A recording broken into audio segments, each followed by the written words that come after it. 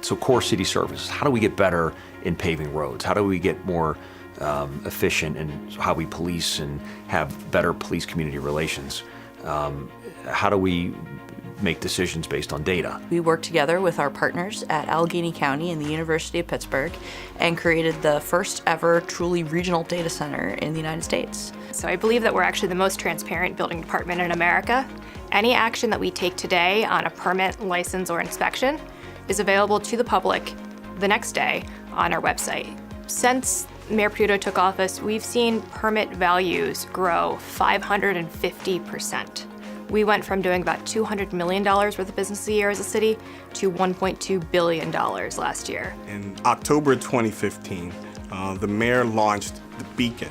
And Beacon is an interactive bid solicitation site.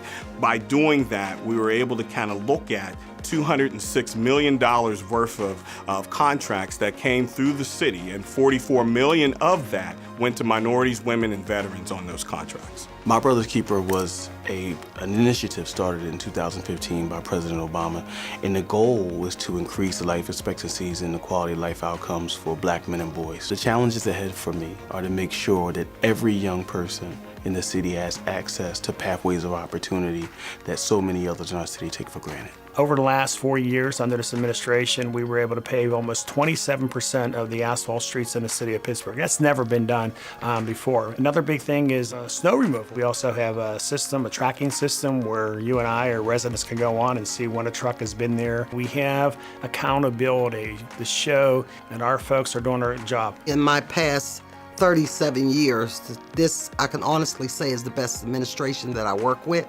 As of September 2017, our pension balance is at 61%, which is higher than it's been in the last 5 years. From last year till this year, we have reduced the amount of payout from settlements and judgments by 43%. So we've added the Department of Mobility and Infrastructure to look at those big transportation and mobility related projects. We've put together the Bureau of Facilities under the direction of the Department of Public Works, develop an asset management team in the Office of Management and Budget to really put together those 10-year plans for all of our assets, whether that's a pool, a park, a playground, or maybe our steps. Whether it's more police vehicles, public works trucks, fire apparatus. These are the things that residents care about. These are the items and personnel and resources that deliver services every day throughout the city. The finance department collects all the revenue for the city, so I'm the tax collector, which makes me very popular. By 2019, this administration will have cut debt by $40 million.